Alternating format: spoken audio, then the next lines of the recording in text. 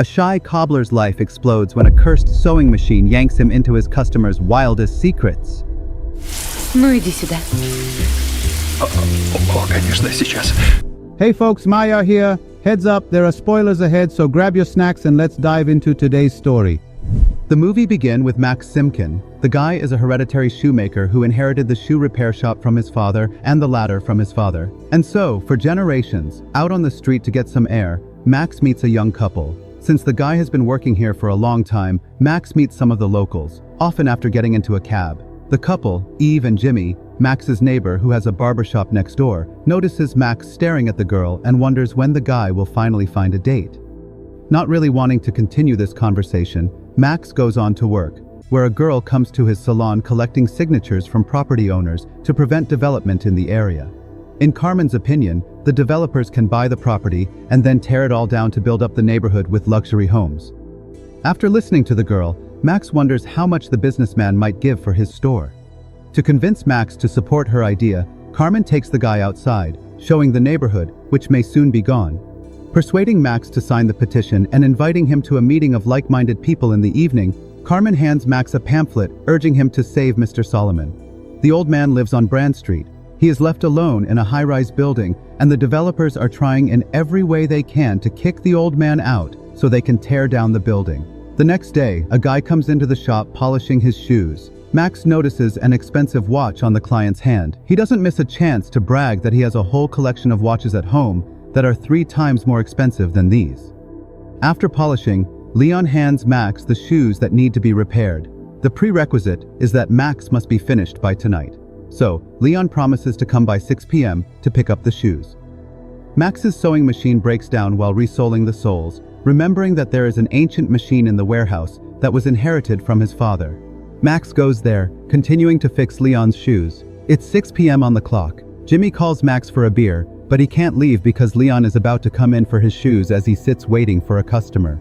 Max's attention falls on Leon's shoes, putting them on. The guy suddenly sees Leon in the reflection of the mirror, which scares him very much. Quickly taking off his shoes, Max sees his reflection again, deciding to repeat the experiment. Max puts on the shoes again and transforms into Leon, since he has never tried on a customer's shoes. Max pulls a pair of repaired shoes from the counter, but after putting them on, he does not turn into anyone. At this point, Max realizes that an ancient machine from the warehouse is to blame, having resoled the soles of the boots on the old machine. Max puts them on and assumes the appearance of the old man who brought the boots for repair. Experimenting further, Max transforms into different people who bring him their shoes, once even transforming into the old man who passed away, noticing women's shoes on the shelf. Max repairs them, but transforms into something that remotely resembles a woman, putting on Asian shoes. Max goes for a walk in Chinatown, surprised to find himself with an Oriental accent, stuffing his gym bag with customers' repaired shoes on the machine. Max goes to a restaurant disguised as a dark-skinned guy. After eating, Max goes to the bathroom, where, after taking off his shoes, he transforms back into himself, quietly leaving the restaurant without paying. After a long walk, Max arrives home, and in a conversation with his mother, he learns that the woman dreams of having dinner with the father of the boy who left the family when Max was very young, hoping to fulfill his mother's wish. Max retrieves his father's shoes from the closet. Taryn, the girl Max keeps staring at, arrives at the repair shop. She has brought her boyfriend Emiliano's shoes to be repaired after replacing the sole on the miracle machine. Max, as Emiliano, goes to the bar, where a girl immediately joins him. She remembers Emiliano from his last visit to this bar, and confesses that she wanted to meet him then, but did not have time because Emiliano left with some guy. The girl is not embarrassed by this. On the contrary, it even turns her on. So, they jump in a cab, where she proposes to go home to Max since her boyfriend is at home right now. After Max says that he lives with his mother, the girl kicks him out of the cab and drives away, walking around the neighborhood. Max encounters the real Emiliano, who, upon seeing him, manages to take off his shoes, since the guy is definitely not home right now.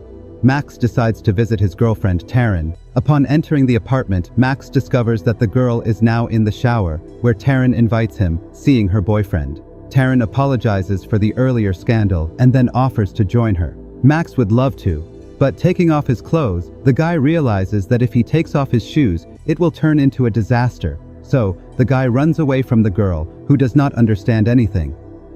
Going to work the next morning, Max meets Carmen again. The girl needs more signatures on the petition, so she asks Max's father to sign as well. But Max admits that his father left the family long ago, to which the girl says that she too has lived without a father for a long time and has coped well. Sitting in her office, Carmen notices through the window that Max, in the guise of some kid, is watching her from the street. At the offer to come in, Max runs away. Back in the workshop, the boy decides to resole the soles on his father's shoes, after which he puts on the shoes and assumes the form of Abraham, his father. Once home, Max promises to arrange a meeting of his mother and father by preparing a table for dinner. Upon seeing Abraham, Sarah confesses that even though the man left the family years ago, she is still glad to see him home again. After spending the entire evening with his mother as his father, Max puts Sarah to bed and then puts Abraham's shoes away in the closet. Waking up in the morning, the boy is horrified to discover that his mother had passed away during the night. A week after his mother's funeral, Leon comes to the workshop to get his shoes, learning that Max's mother has passed away, causing the guy to be away from work all week. Leon starts saying all sorts of nasty things, pissing Max off. Wanting revenge on the gangster, Max demands from Leon a receipt, which he has long since thrown away, threatening Max that he will take a seat next to his mother if he does not return the shoes tomorrow. Leon leaves the workshop, and Max, having collected all the shoes in a bag, follows the bandit, taking on various guises. Max manages to find out in which apartment Leon lives, waiting for the bandit to leave the house. Max, in his disguise, enters the apartment, meeting his girlfriend there, who, after a quarrel with the guy, gathers his things and leaves, searching the apartment in search of a collection of expensive watches, which Leon bragged about. Max finds a suitcase with a gun, taking the electric shock.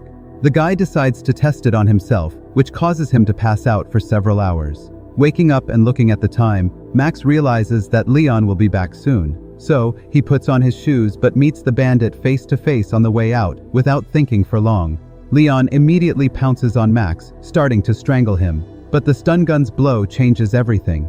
Waking up, Leon sees a fat man in front of him who wants to know where the guy is hiding his watch collection. Since Leon refuses to talk, Max goes into another room, where he transforms himself into a woman.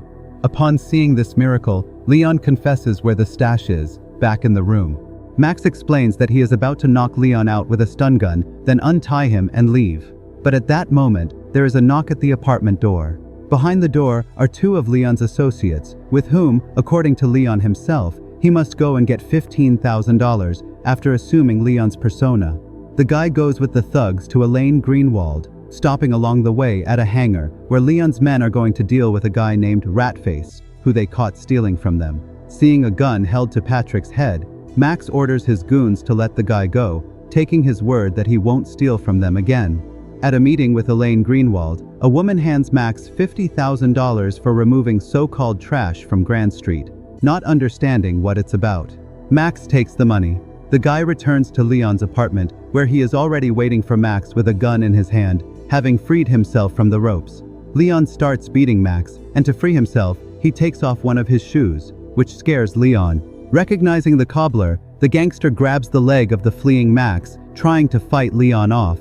Max accidentally stabs the gangster in the neck with a stiletto, realizing what he has done. Max escapes from Leon's apartment, running back to his house, waking up in the morning. The guy goes to the police station, telling the detective that he committed a murder last night, together with the cops. Max goes to Leon's apartment, from which the bandit's body has disappeared. Also missing was the $50,000 that was in the shoe bag, which had also disappeared. Thinking the guy is playing them off, the cops leave, and Max goes to a shop where he discovers the shoe bag and $50,000. Realizing he's been busted, and it's time to call it a day, Max grabs the bag and goes outside, where Jimmy's neighbor catches up with him. The man doesn't understand what's going on, as Max has hardly been in the shop since his mother's death. Jimmy worries that Max will end up just like his father, who had exactly the same behavior before he disappeared, which Jimmy only now decides to tell him about. According to the barber, Abraham got involved with the bandits, after which he decided to leave town so that they wouldn't hurt the then young Max and his mother. Angry at Jimmy for hiding it for years, Max pushes the man, after which he goes to Elaine Greenwald to get her $50,000 back. Coming in is Wonder Woman. Max makes up a story that Leon refused to clean up the junk from the streets, so he apologizes and gives the money back. Elaine doesn't believe Max because Leon left very happy with the money, so regards knocking the guy out. After shoving Max into a car, Elaine's men plan to get rid of him, telling each other along the way that they are preparing to burn down one of the buildings on Grand Street, getting a pair of boots belonging to a dead old man. Max terrifies the bodyguards so much that they crash into the carriage. Getting out of the car as the old man, Max scares the boys who came to stare at the accident. On arriving at work in the morning, Max stops by Jimmy's house to apologize for yesterday. When he returns to the workshop, Max notices the booklet Carmen gave him, remembering that the old man the girl was talking about lives on Grand Street, which is where Elaine Greenwald asked him to remove the trash. Plus, the bodyguard's conversation about setting the building on fire. Max runs to Carmen's office, telling her everything. Carmen takes Max to the house from which the old man is trying to be evicted. Mr. Solomon is the only one left living in the apartment building. Max tells Solomon about what he heard in the car from Greenwald's men, who were discussing amongst themselves that they want to burn down the house along with the old man, who cannot be evicted in any way. In spite of this, Mr. Solomon refuses to move out, explaining that he has lived here all his life and raised his daughter, who now lives in Chicago. Taking on the guise of an old man, Max meets Elaine Greenwald, informing her that he is willing to move out for $100,000 and a ticket to Chicago in the evening. Elaine's people bring a bag of money to Mr. Solomon. The old man is ready to let the boys into the apartment, but only after they take off their shoes. After giving the money to Mr. Solomon, Elaine's men discover that their shoes have been stolen. After escorting the old man to the airport, one of the bodyguards calls Elaine, who orders him to guard the house until morning, where he spots Max dressed as Leon. After following Leon, the bodyguard discovers his partner in one of the rooms. He says that someone is standing behind him, and when Goldman turns around, Max knocks him out with a stun gun. Elaine Greenwald arrives at the building in the morning and has a meeting with the buyers of the house. At the door, the woman meets Carmen, who has come to visit Mr. Solomon. Going up to Solomon's apartment, Elaine actually meets the old man. Since he refuses to leave the apartment, Elaine begins to threaten the old man that they will burn the house down with him, and then her men will go to Chicago to deal with the old man's daughter. At this point, the door opens, and a reporter and cameraman who once dropped off shoes for Max to repair show up in the room and leave the guy his card. Since they managed to record all the threats from Elaine against the old man, the woman is arrested, pointing to the newspaper article. Carmen doesn't understand how Max managed to pull it all off, but the guy doesn't want to reveal his secret. Wondering about Max's plans for the weekend, Carmen invites the boy to have dinner with her, to which Max gladly agrees. In the evening, assuming the guise of Leon, Max goes to his girlfriend, giving her the bandit's watch collection as an apology. Once outside, some guy pulls a gun on Max, forcing him into a car. In the car is Patrick, the rat face, who Max as Leon once pardoned, but who is about to end the gangster. At that moment, another car crashes into their car. Max regains consciousness in Jimmy's barbershop.